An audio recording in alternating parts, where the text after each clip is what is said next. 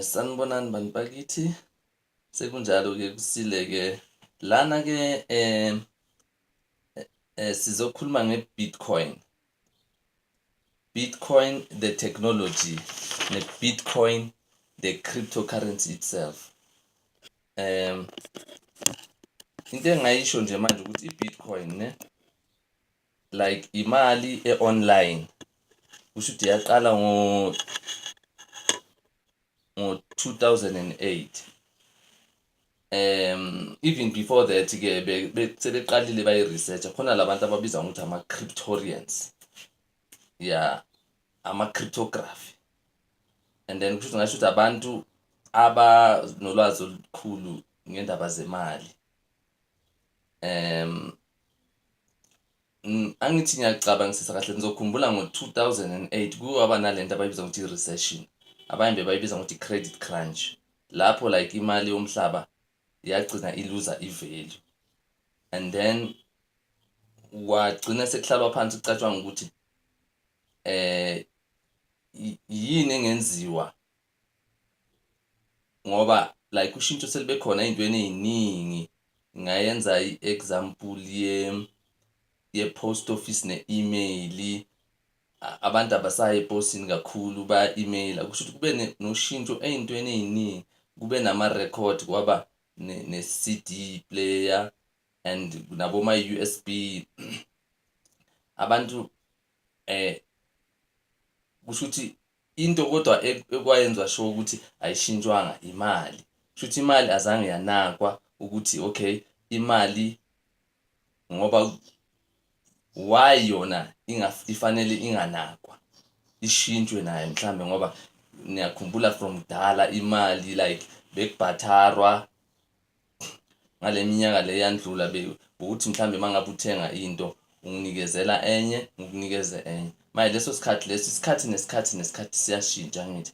Manje sekuyi-4th industrial revolution njengoba sekuqala lento le abebiza ngokuthi i-Bitcoin and i-Bitcoin the technology. Yaqala kuyilama cryptorians ebathi uSatoshi Nakamoto. Uye-ke owaqala lento le nabanye-ke ama-cryptography kade asebenza nawo. Bayithesta kahle ngabo bo-2008 yaqala-ke ukusebenza ngo-2009. I-Bitcoin ngingasho ukuthi mangabe umuntu akazi ukuthi i-Bitcoin yini. I-Bitcoin imali like it's a cash, it's a digital currency. Iba khona ekhompyutheni. Ayibambeki ngesandla like ukuthi i-cash ongawubona. Yeah, njengephepha like irandi, i-dollar or whatever things lezi ezinye zamaphepha ongazibona. I-Bitcoin ayibambeki, it's a cryptocurrency. And kusho ukuthi yona kahle kahle yenziwa kakhulu amakhompyutha. Yiwo ayi-generator-yo i-Bitcoin. Ngale ndlela-ke enje ukuthi i-Bitcoin kusetshenziswa lento abayibiza ngokuthi i-algorithm. I-algorithm it's like a mathematics, nisolve ama-problems e-maths. Kusho ukuthi ngathi kusolvwe iy'balo lapho. Hhayi iy'balonyana nje ey'ncane lezi engingayenza ama-example ngazo manje. Iy'balo kwamampela ukuthi amakhompyutha ayahlangana asolve ama-problems anzima. Kule technology abayibiza ngokuthi i-blockchain technology. Kusho ukuthi ngayenza example yey'balo ngale ndlela ukuze u-reward-we or uklonyeliswe nge-Bitcoin. Kufanele ukuthi usolve i-problem ye-maths, uphendule imibuzo. Ngingayenza umzekelo wokuthi let's say 5 plus 5 i-answer yakhona is 10. 7 and 3 i-answer yakhona u-10. 8 and 2 i-answer yakhona u-10. Kusho ukuthi ngathola ukuthi ngasi sonke sithola i-answer right ebese singenile lapho as ama-minus imine i-Bitcoin. Sithola ukuthi u-answer u-10 but for thina ama-minus fanele sihlale phansi sicazule ukuthi umuntu ongabe ukuthi uthole impendulo e-right ngaba ulothe 7 and 3 for today uye-ke ozoklonyeliswa nge-Bitcoin. Manje that's why sithi yona iyinto ene-difficulty if mhlambe thola ukuthi niyenza ngoba ukuba i-cryptography kungafana njengokuthi like umuntu omopayo or else ovacuuma ngaphansi kwamanzi. Yabona, if mhlawumbe ufuna ukusula something ngaphansi kwamanzi kunzima, ngeke usule ngemopha phansi kwamanzi. Uzomopha kanjani ngoba ngaphansi, yabo. Manje that's why ngithi but wena uzothola ukuthi ukwazile ukumopha kwaba dry, kusho ukuthi uhlangabezane nobunzima in a way ukuthi ungaze uklonyelise lelo Bitcoin. It's something that it's very very difficult, asiyinto elula. But ke mangabe thola ukuthi ufuna ukuyimayinela, yeah, yes ungakhona ukuyimina, yabona, kodwa idinga electric eningi nolwazi oluningi namakhompyutha, like wazi ukuthi at least unolwazi oluningi le-computer, but ungakhona ukuzimayinela i-Bitcoin. Ama-Bitcoin ke ngo-2008 bewaqale nje from kuyimali encane boma 10 rand 5 rand, yeah.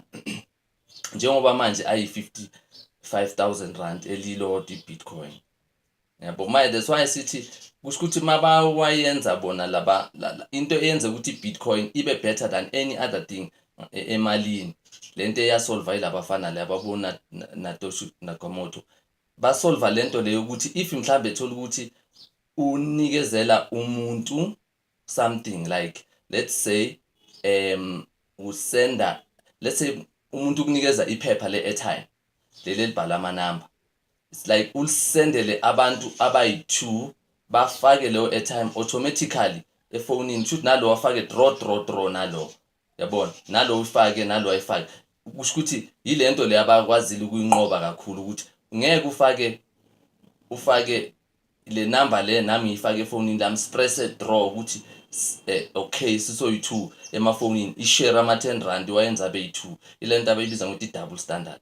Kusho ukuthi bazame ukunqoba leyo nto leyo emalini. Kusho ukuthi njenge-Bitcoin angeke ukwazi ukuthi mangabe njoba li technology eseku-internet, ukuthi mhlawumbe ungathi mhlawumbe mina mangabe ngine-Bitcoin ngilisendele omunye umuntu bese ngibuye futhi ngilisendele omunye same Bitcoin kayi-2, like ngiphe umuntu i-Bitcoin or ngilisebenzise or ngithenge ngalo i-Bitcoin bese ngibuye futhi ngiyathenga ngalo kwesi-2, alithengi kayi-2 i-Bitcoin. I-Bitcoin lithenga only kayi-1, yabona. Manje that's why ngithi bazame ukulwa nalento e-double standard. Into beyiwisa kakhulu imali emhlabeni, it's like for instance if mhlambe mina ngiphethe 10 rand khona manje ngiphuma ngigibela itaxi ngibhadala ngalowo 10 rand leyo ku-driver, angithi sengiyisebenzisile, kusho ukuthi ibhadale i-trip eya edrobheni ngaleyo 10 rand or malini lapho yakhona, yabo. Manje why u-driver azothatha futhi same 10 rand athenge ngayo airtime? It simply means le 10 rand ongumnike yona sesebenza kwesi-2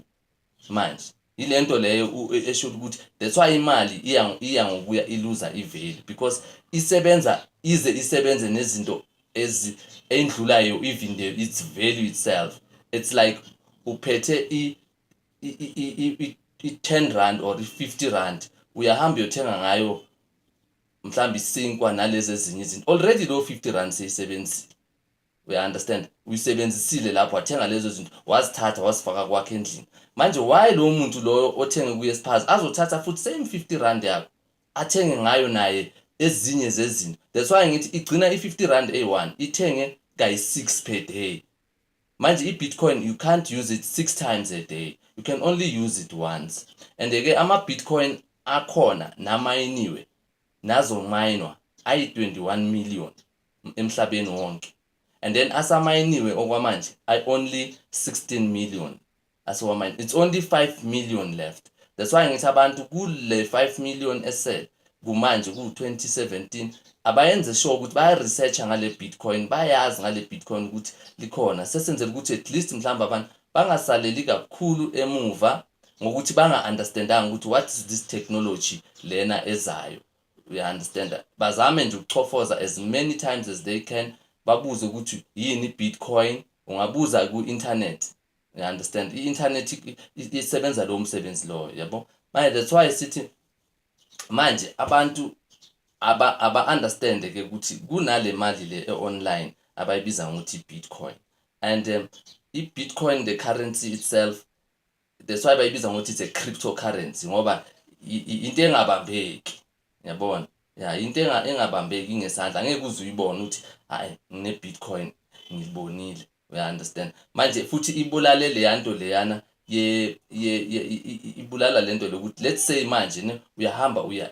e-bank or else ku-ATM ufike ufake i-200 rand yakho ku-ATM usendela omunye umuntu, lapha uyi-receiver khona yena akasa-receive this original 200 rand umfakele yona kule ATM, ureceiver enye 200 rand ekuleyo ndawo leya kuyo. Ukhumbule ukuthi in between kusho ukuthi leyo 200 oyifaka ku-ATM ayihambanga straight yaze awufika kulowo muntu loyo, kuye kufike nje inamba ethi sowune 200 rand sowungayoyikhipha khona lapho okulelo dorobho kulo uyikhipha. Kusho ukuthi ngamanye amagama the real 200 rand obomnika yona isasele, leyo mali ayikhipha ngale it's a duplicate of what you were originally giving. Yabo, that's why ngithi ku-Bitcoin kubulawa i-duplicate. Yabo, kusho ukuthi umuntu ezinye zezinto ezi-technical like lezo ukuthi uya-understanda ukuthi uma uya la uyodeposithela umuntu 1000 rand ebank manje ufika khona umdeposithele yena into azoyithola kuye efonini or eringayo ukuthi unemali kuzobhalwa nje ukuthi 1000 rand was deposited by so and so and so, angithi efonini yakhe. And then mara leyo 1000 rand leyo wena uyideposithela asi 1000 rand ayoyithola ebefana nale eboyideposithela, uyothola 1000 rand maybe beyama 200 lo oyifakela yena. Mangathi uyadraw ngale ATM yangala inama 200 inama 50 rand, it simply means akatholanga le 1000 rand lelo bomnike lona manje.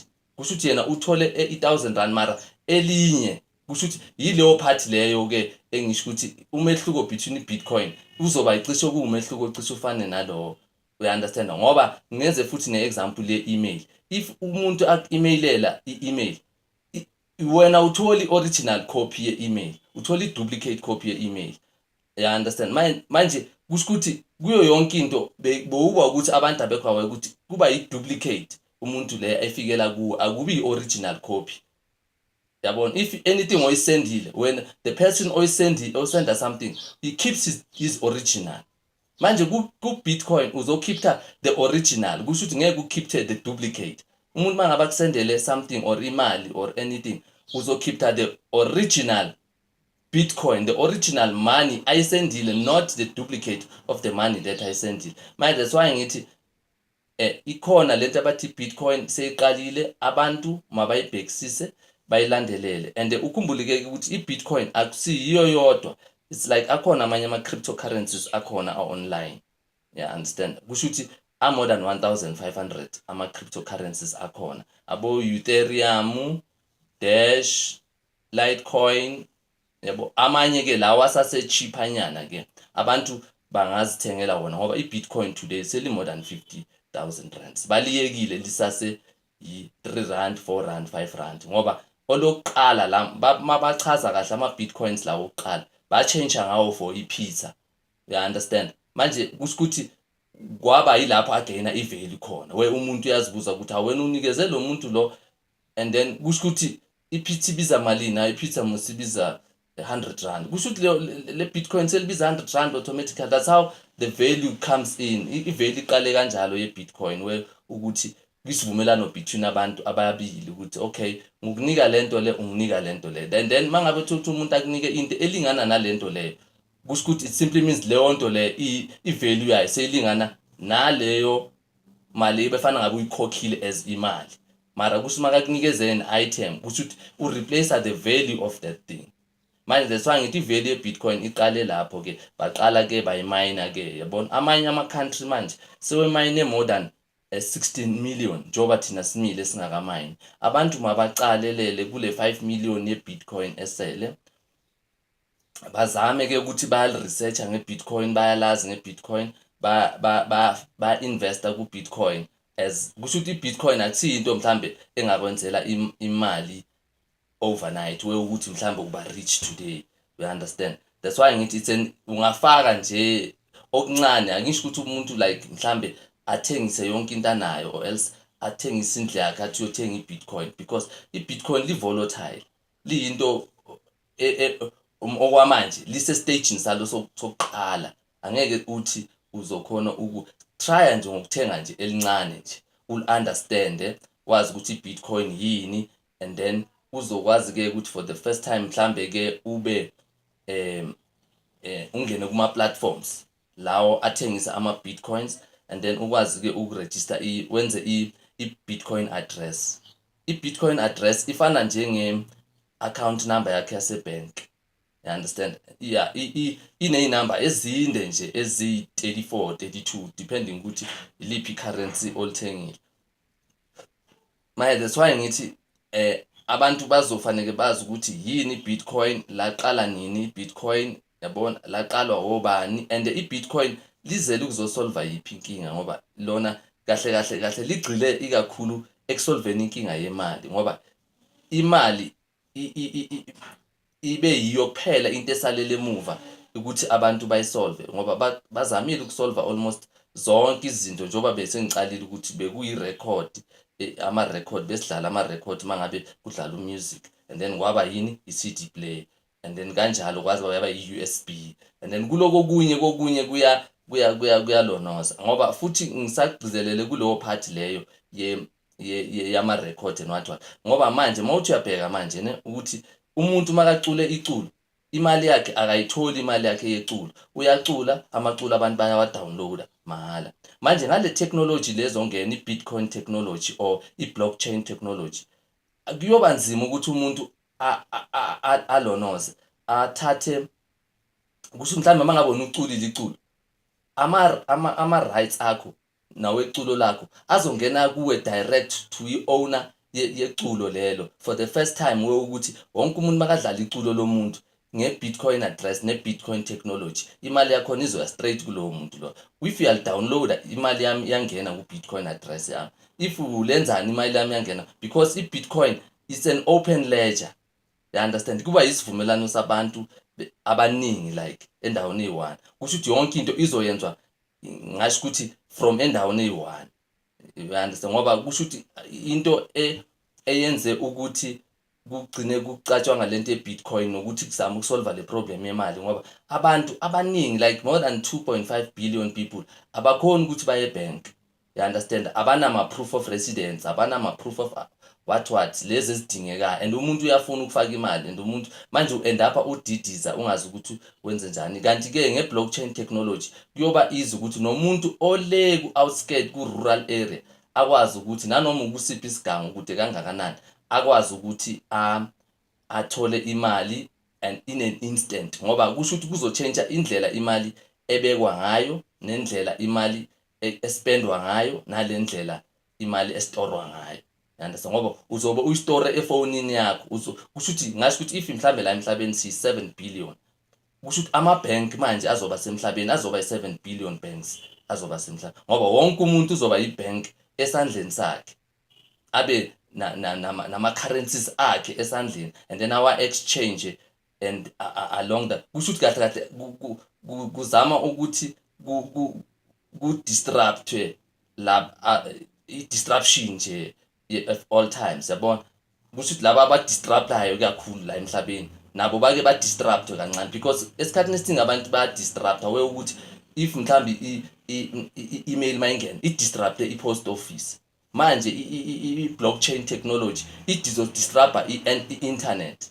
We understand? Ngoba i-blockchain yiyo edriver i-Bitcoin, i-technology yakhona. Kusho ukuthi i-technology ye-internet bayenzile, yaba ne-loophole, and then bayenza le manje ye-blockchain. I-blockchain technology yiyo manje i-technology of the future, where abantu kuzoba nokuthi kwenziwa into ebonakalayo ecacile, like wonke umuntu abone ukuthi okay, into yami ngiyenze so. It's like angeke ukhona ukusendela umuntu abayi-2 ama-Bitcoin ayi-2 afanayo ngesikhathi esifanayo. Mangabe usende i-Bitcoin manje wenze sure ukuthi ukusho ukuthi nje kwenzakala sure ukuthi alithinti komunye umuntu, lingena straight kulowo muntu loyo. We understand? That's why I sithi it's an internet of money le ezongena, yabona, i-generatewa nje ngama-computer, ibizwa ngokuthi i-cryptocurrencies, the money of the future. Manje-ke kusho ukuthi mangabe ufuna ukwazi-ke mhlambe ukuthi yiziphi iy'toro, yiziphi indawo ongathenga kuyi-grocer usebenzise i-Bitcoin, and then nokuthi i-Bitcoin address yini, i-Bitcoin address, how can I ngiyayenza kanjani ukuthi ngibe ne-Bitcoin address. Kubalulekile lokho ukuthi abantu baku-researche ukuthi yini i-Bitcoin address, nokuthi ama-Bitcoins astorwa kanjani, yini i-Bitcoin wallet, yini i-blockchain, and nokuthi ngawathengisa kanjani ama-Bitcoin. Let's say senginama-Bitcoins engiwathengile, yabona, akhula kanjani ama-Bitcoins, yabona, ngoba into emnandi ngama-Bitcoins a-digital. It's like, for instance, ungaba ne-100 rand today, ulale uphethe i-100 rand, ungavuka lelo 100 rand liyi-3,000 rand the next day, the way i-volatile ngakhona indaba ye-Bitcoin. But ungayenzakala ukuthi ngoba ayinama-high kuphela, inama-high nama-low. Kungenzakala ukuthi mhlambe uvuke futhi ilo 100 rand yakho iyi-6 cents the next day. Manje that's why sisho ukuthi i-voluntary kuya ngokuthi ulwazi lwakhona nokuthi imali yakho uyibeka kuphi, kumaphi ama-platforms, yabona, ukuze ukwazi ukuthi uyi-safeguard ukuthi ikhule or ingehli or yabo whatever lonoza indlela ongayisebenzisa ukuthi abantu bafunde ukuthi yini iprogrameka kanjani yonke lento le, ama-transaction akhona uwayenza kanjani, nokuthi njengoba sengishilo ukuthi yiziphi iy'toro ezikhona manje ezi-accept ama-Bitcoins, and then nokuthi ama-transaction ama-Bitcoins uwayenza kanjani, yabo, nokuthi uyimayina kanjani i-Bitcoin. Kubalulekile lo ukuthi uwazi ukuthi i-Bitcoin ungayimayina kanjani, ngoba niyahlanganisa nje ama-computer kube nendawo e-right ene-electricity right, nanometha kodwa thola ukuthi nizothola 1 Bitcoin. Inkinga yakhona ukuthi ungathola ukuthi nithola 1 Bitcoin kanti i-electric eseniyisebenzisile i-modern, nivi ne-rent yendawo nama-computer na yonke lento le niyisebenzisa ukugenerate le Bitcoin ku-more than i-Bitcoin eliyi-one itself. Manje that's why ngithi kubalulekile ukuthi ngcono abantu benze bathenge la ama-Bitcoin asebemayiniwe lawa ayi-16 million. Bakhona abantu aba-online abawathengisayo ama-Bitcoin, ukuthi umuntu azi ukuthi ama-platform akhona imaphi, nama-prices, ama-fees akhona, ukuthi okay, ukuthenga i-Bitcoin online kukhosta malini, bazongicharge malini, ngoba kufana njengokutransfer imali from one of the bank to another bank, yabo. Manje that's why ngithi izinto eziningi ngale disruption ye-Bitcoin zizosolveka, yabo, ngoba sebathinte the core thing, ngoba bebelo beyishintsha izinto ukuthi nani niyazi bengenza example yemali, like mangabe thothi uyofona efonini bewufaka imali ume wenzeni kusho ukuthi ma udayele wenze zonke lezi, but manje uyabona ukuthi uthenga i-airtime, uyavula kunayinamba ezinde uyaphanja zikunikeze leyo airtime ye-10 rand, and uthenga kanjalo uthenga namadatha, yabo. Manje that's why ngithi abantu need to research ngalama cryptocurrencies, bazi ukuthi yini i-cloud mining, bazi ukuthi yini i-mining ngama-pool, ukuthi ma umayina ngama-pool kwenzakala kanjani, and then i-Bitcoin paper money, ukuthi mangabe thothi ufuna ukustore i-Bitcoin lakhe wardrobe ulistora kanjani ukuthi libe safe from abantu, ngoba phela bakhona abantu abahackayo ama-Bitcoins, yabona, kunabantu abakhona nje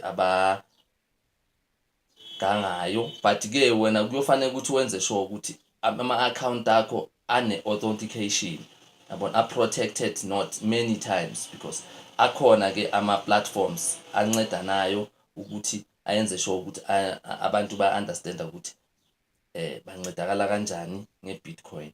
Manje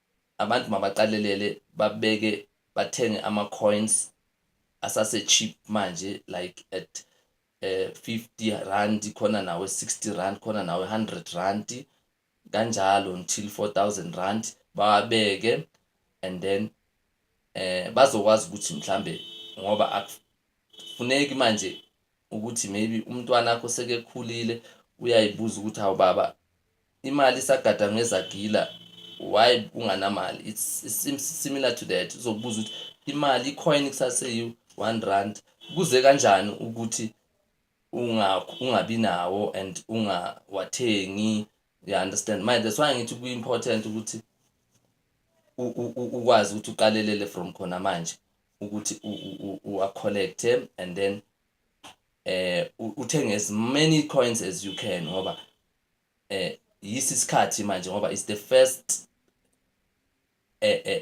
kusho ngasho ukuthi uqala kwalama coins lawo, Manje-ke that's why ngithi ngigqugquzela abantu ukuthi bame ngey'nyawo ba-understand bangene kulento ye-Bitcoin technology.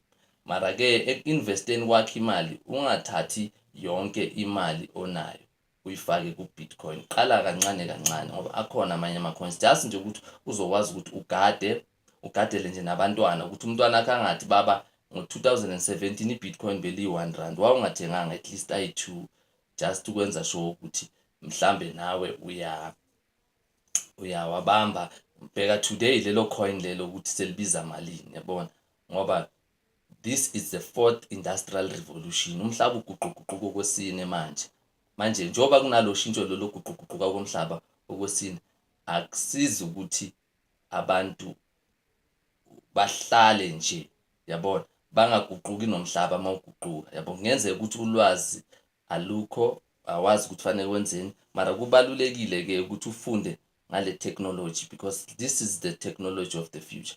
Uzobuzwa na umbuzo ukuthi bowukhona ngaleso sikhathi kuze kanjani baba or mama ungazami-ke at least uthenge-ke i-Dash or i-Ethereum or i-Litecoin or yabona maningi as more than 1005 ku-coin market cap. Umuntu angawabheka awathenge and then a-invest kuwo, you understand. Luckily yes angakwenza ukuthi impilo yakho ingaphinde ifane na the same, understand. That's why sisho ukuthi zamani by all means ukuthi ni-check-e ama-Bitcoins online. Thank you, siyabonga. Sibuye futhi sizonifakela futhi enye i-video mangabe next week and then sizokwazi ukulandelela i-progress ya yonke into enizobe nifuna ukwazi ngayo nge-technology ye-Bitcoin. At least ukwazi sinincede nge-language yenu umuntu azokwazi uku-understanda akwazi ukubuza umbuzo nge-language yakhe ukuthi yini le mali le eku-internet. Siyabonga, sibuye sibonane futhi masihlangana.